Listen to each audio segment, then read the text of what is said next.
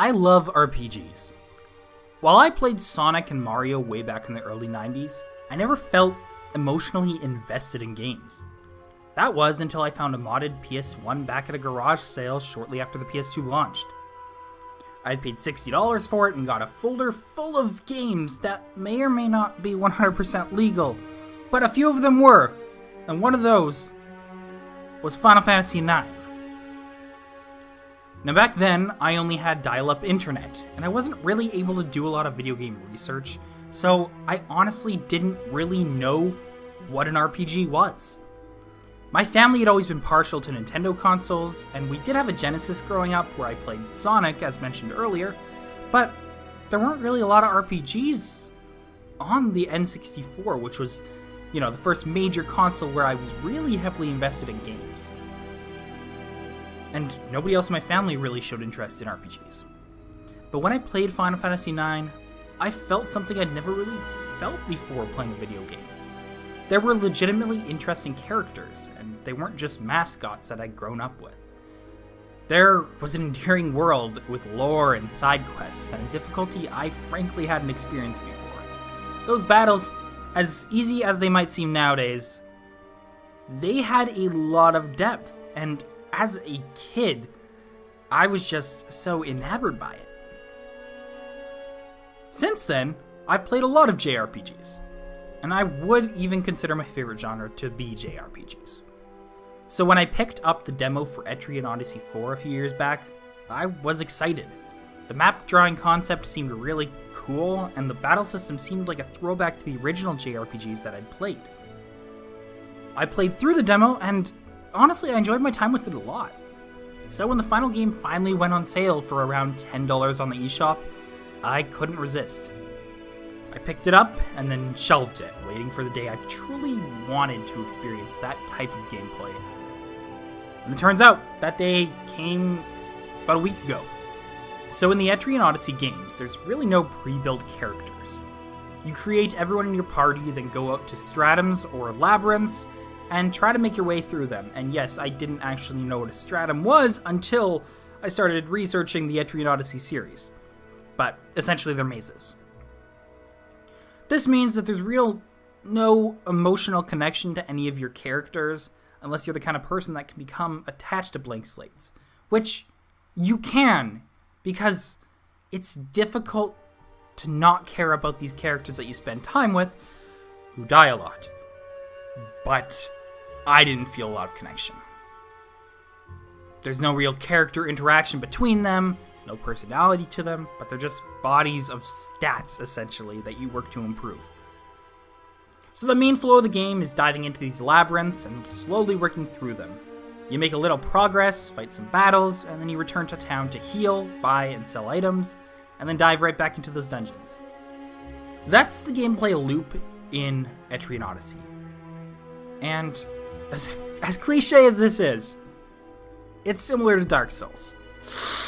Now hear me out, okay? You're going to be doing a lot of backtracking, which is primarily where this comes from. I know Dark Souls didn't create backtracking, but the type of backtracking in this game reminded me of it a lot.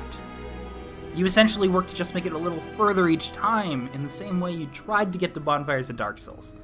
Especially in the first Dark Souls, where I found myself, I ran forward, killed a few guys, then ran back to the bonfire so that I didn't lose progress. The thing about Etrian Odyssey is when you die, you lose progress. You don't get to keep any of your experience, and you can't go back for it. So, the comparison ends there. Now, there's nothing inherently wrong with having a tough game where you lose experience as you go. And luckily, the battle system is actually quite deep here. There's a lot of strategy to be found in each battle, even with just the random encounters. You need to use buffs and really take advantage of enemies' weaknesses in order to not only win the battle, but just to survive it. Now, I've played hard games before, but these battles are tough. Really tough. Like, infuriatingly so. The way combat works is that you issue commands to each of your 5 party members, and once they're all queued up, you and the enemy take turns. What this can mean is that the enemy, on their very first move, before any of your people go, can inflict extreme damage on a character, And instead of being able to change your mind as you would in, a real-life situation, or in a lot of other JRPGs, you're stuck with what you chose. For example, if your character is really hurt and your healer was just going to attack for that first turn to try to get some kind of stun effect going on, you can't cancel that. You have to watch that healer frustratingly go and finish and carry out that attack when you know they should be healing this character who's hurt. This isn't new for JRPGs, but it continues to be one of the more frustrating battle experiences in gaming. It adds a lot of unnecessary death and really requires you to commit to certain moves without really knowing what your enemy's going to do. Now, I'm sure there's people out there that would argue that this adds strategy and foresight and, that they really enjoy this type of combat, but I didn't. It got to the point where I was just getting wiped by enemies, losing a ton of progress, getting to the same point again, and then dying by some different random enemies, even though my strategy had changed and evolved. I was still maybe too weak. I don't know, but I died a lot. Maybe my issue with it is that when you realize you're going up against a tough enemy that you are prepared for, there's really no good way to escape.